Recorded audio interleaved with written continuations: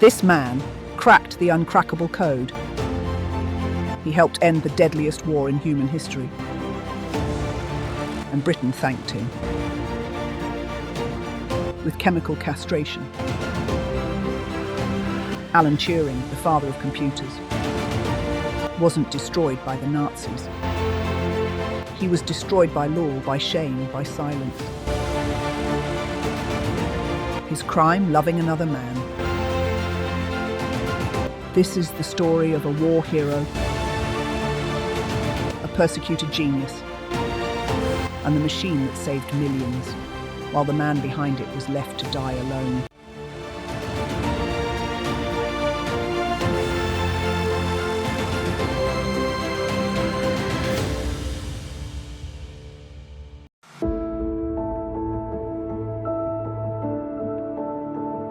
From the moment Alan Turing entered the world on June 23, 1912, in Maida Vale, London, it was clear he was not meant to follow the usual path.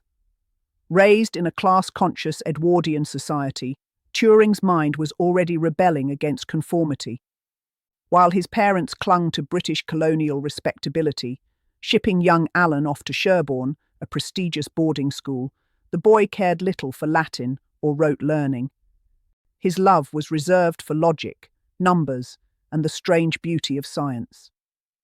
At just 16, he devoured Einstein's work, not through guided instruction, but by discovering the theory himself through reading a book that subtly critiqued Newton. Teachers were baffled. He was quiet, often socially awkward, yet his mind leapt years ahead of his peers. When a railway strike blocked public transport on his first day of school, Turing rode his bicycle over 60 miles alone, overnight, just to make it in time, a feat of determination that would become symbolic of his life. But perhaps most profound was his tender and tragic friendship with Christopher Morcom, a fellow student who seemed to awaken in Turing both an emotional depth and a sense of connection he had never known. When Christopher died suddenly at 18, Turing was shattered. Yet from that grief emerged a lifelong obsession to understand the nature of thought, consciousness, and the soul, not through philosophy, but through mathematics and machine logic. It was here, in the collision between brilliance, loss, and quiet rebellion, that the myth of Alan Turing was born.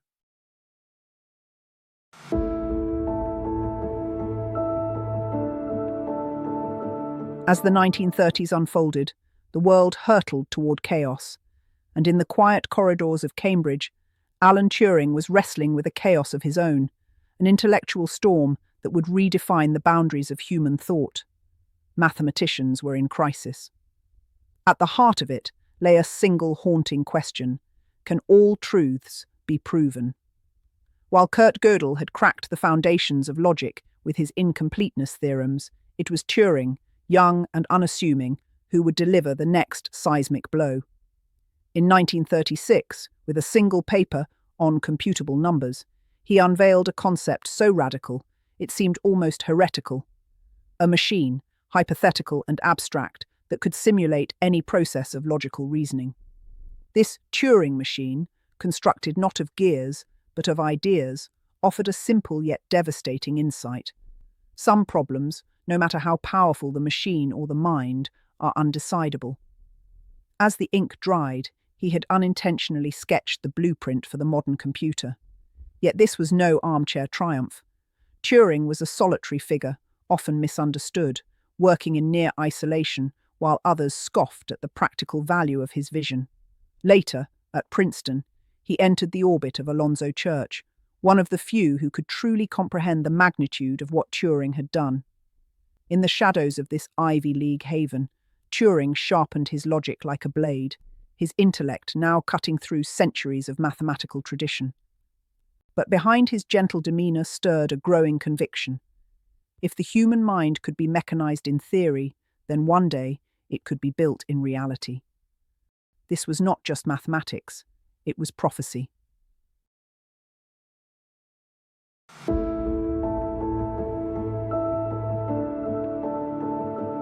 When the world plunged into war in 1939, Alan Turing was called not to the trenches, but to a different battlefield, one waged in silence, behind locked doors and under the cloak of absolute secrecy.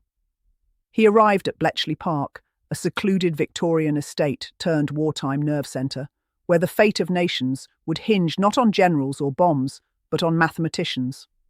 The enemy was invisible. Enigma, the Nazi cipher machine, whose millions of daily permutations rendered Allied intelligence deaf and blind. Most believed it unbreakable. Turing did not. Obsessed and relentless, he immersed himself in the cold logic of permutations and probability, ignoring bureaucratic dithering and social formalities. From this obsessive focus emerged the bombe, an electromechanical device that could test possible Enigma settings at unprecedented speed, tearing through layers of encryption that had once seemed impenetrable. It was an intellectual feat on par with splitting the atom, but there were no headlines, no parades.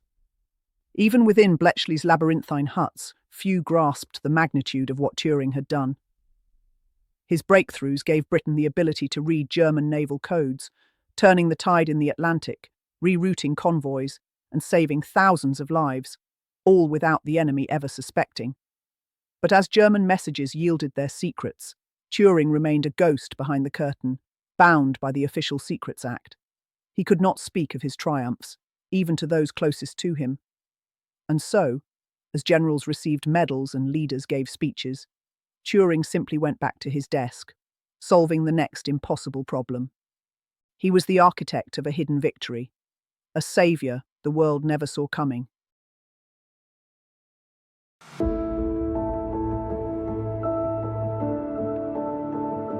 The guns had fallen silent, but Alan Turing's war was far from over. In the aftermath of victory, while Britain celebrated, he retreated to a new front, the future.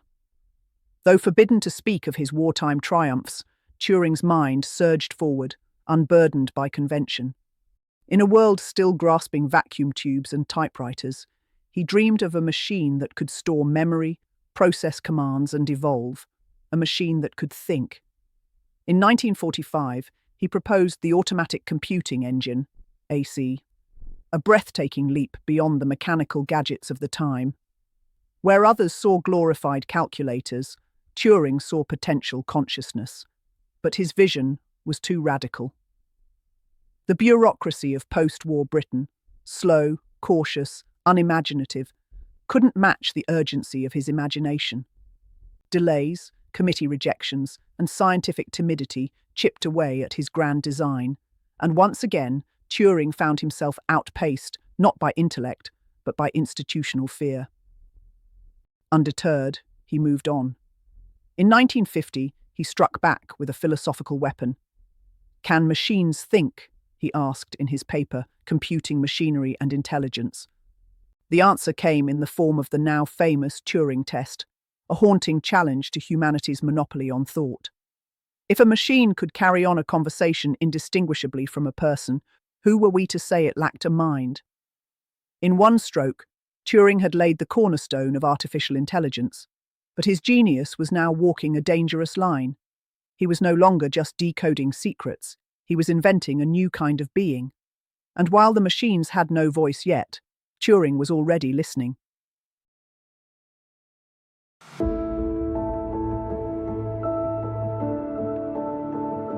In 1952, as the Cold War shadowed Britain with paranoia and secrecy, the man who had once saved his country from annihilation was declared a criminal, not for treason, not for espionage, but for love. They met in 1951, two men from very different worlds. Turing, the brilliant, reclusive mathematician; Murray, a young man from a working-class background. What began as companionship bloomed into a quiet, forbidden romance, marked not by grand gestures, but by fleeting moments of intimacy and trust. For Turing, who had spent much of his life in isolation, intellectually and emotionally, Murray represented something achingly human: connection.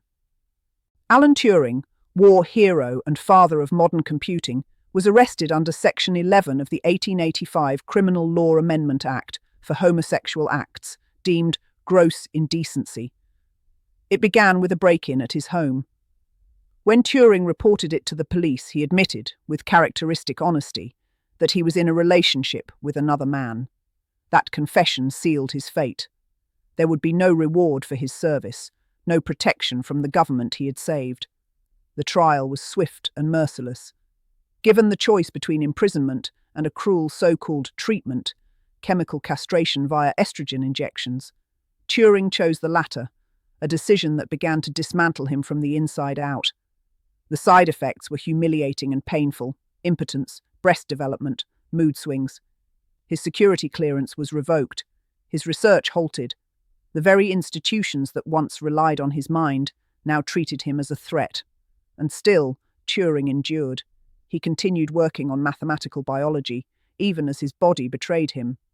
But on June 7, 1954, he was found dead in his home, beside a half-eaten apple laced with cyanide. The verdict: suicide. Some would say it was the final problem he chose to solve, on his own terms. Others still whisper of conspiracy.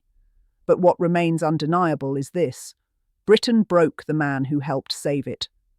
The world lost a mind that had only just begun to explore the future.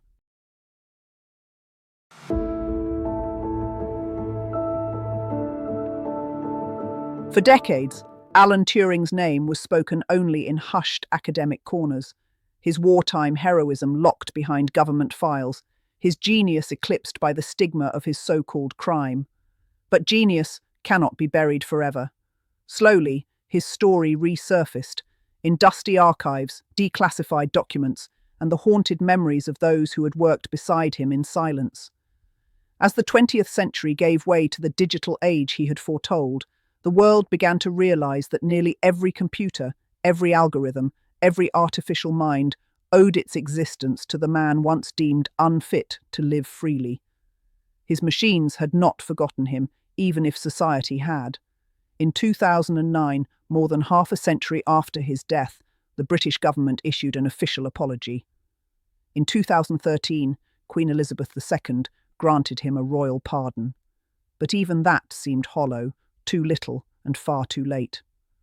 Alan Turing's legacy is not one of mere vindication. It is of prophecy fulfilled. His vision lives in every AI, every line of code, every whisper of machine learning. The Turing test remains the eternal question in computer science, a philosophical boundary we still strive to cross.